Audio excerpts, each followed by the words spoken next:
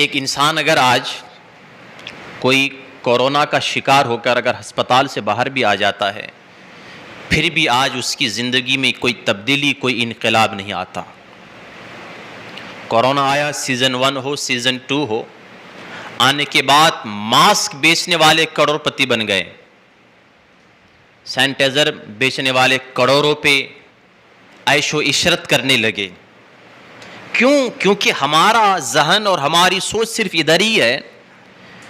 کہ کورونا سے بچنے کے لیے ماسک استعمال کیا جائے، کورونا سے بچنے کے لیے ہاتھ پیر دھویا جائے، کورونا سے بچنے کے لیے اچھی مین غذائیں کھائی جائے، طاقت والی غذائیں کھائی جائے۔ کیا کبھی ہم نے سوچا ہے کہ جناب کورونا سے بچنے کے لیے کم سے کم عبادت میں اضافہ ہو؟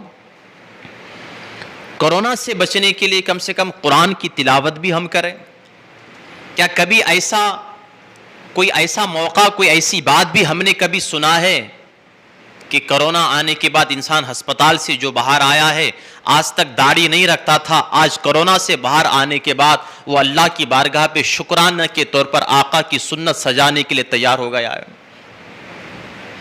یہاں تک کہ ہم کورونا کا شکار ہونے والا مریض جب ہسپتال سے باہر آتا ہے تو آج تک اگر وہ ایک ماسک لگاتا تھا، اب ڈبل ماسک لگاتا ہے، کیونکہ ڈاکٹر کا کہنا ہے کہ ڈبل ماسک لگاؤ۔ مگر انسان کبھی یہ نہیں سوچا کہ جس رب نے میری زندگی کی حفاظت فرمائی، جناب جس ڈاکٹر نے آپ کو ایک ہفتہ آپ کی جسم کی حفاظت کی، وہ 10 لاکھ لے کر اس نے آپ کی فیس 10 لاکھ بتائی، جو رب آپ کو 50 سال 60 سال سے آپ کی حفاظت کرتا ہے، اس رب کے لیے ہم نے کون سی فیس کا استعمال کیا ہے؟ انسان اگر اب بھی نہیں سدھرا،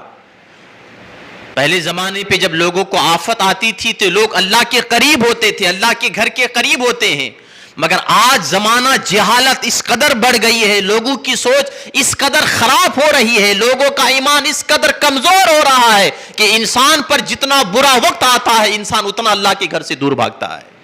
اتنا بھی دور بھاگتا ہے۔ بتائیں کتنے لوگ ایسے ہیں 5 لاکھ 10 لاکھ خرچ کرنے کے لیے تیار، اچھی غذائیں کھانے کے لیے تیار، ڈبل ماسک لگانے کے لیے تیار، مگر جناب نمازی بننے کے لیے کوئی تیار نہیں، قرآن کی تلاوت کرنے کے لیے کوئی تیار نہیں، نبی کی سنت سجانے کے لیے کوئی تیار نہیں۔ جناب موت کے منہ سے باہر آیا ہے، کم سے کم اللہ کا شکر تو بجا لاتا کہ اے اللہ تیرا شکر ہے کہ تو نے اپنے محبوب صلی اللہ تعالی علیہ وسلم کے صدقے پہ اتنی بڑی بلا، اتنی بڑی بری آفت سے، اتنی بڑی بری موت سے تو نے موت کے منہ سے مجھ کو پھر سے واپس کیا ہے۔ اللہ میری دنیا پہ تیرے علاوہ کوئی نہیں ہے، میں ہر حال میں جان رہے تو کیا، جان جائے تو کیا، ہر حال میں تیری شکر بجا لاؤں گا اور تیری بارگاہ پہ سجدہ شکر استعمال کروں گا۔ ہے نہیں یہ عادت ہمارے پاس؟ جبکہ سرکار صلی اللہ تعالی وسلم ارشاد فرماتی ہیں کہ جب بندے پر جتنی بڑی آفت آ جائے، بندے کے اوپر جتنی بڑی مصیبت آ جائے، بندہ اتنا اطمینان اور اتنا سکون کے ساتھ جب سجدہ ادا کرتا ہے تو اللہ تعالیٰ ایک سجدے کے ذریعے اس کی آفتوں کو اللہ تعالیٰ دور فرما دیتا ہے۔ جب آپ اپنے وجود کے اندر مصیبتوں کا انبار زیادہ ہو جائے، پریشانی زیادہ ہو جائے، اور پریشانی کے عالم پہ انسان تسلی اور سکون کے ساتھ عبادت کرے، تو سمجھ لیجئے گا پیارے آقا کی حدیث کی روشنی میں یہ علامت بظاہر نظر آتی ہے کہ سکون اور سنجیدگی کے ساتھ عبادت کرنے والا بندہ اللہ کی نظر پہ محبوب بندہ ہوتا ہے، وہ اللہ کا خاص بندہ ہوتا ہے۔ اور یہاں ہمارا معاملہ تو الٹا معاملہ ہے، اتنی ساری چیزیں ہونے کے باوجود بھی کوئی فرق ہمارے پاس نہیں۔ ہمیں سر پہ ٹوپی لگانے پہ شرم، داڑھی رکھنے پہ شرم، ماسک لگانے پہ کبھی شرم محسوس کی ہم نے؟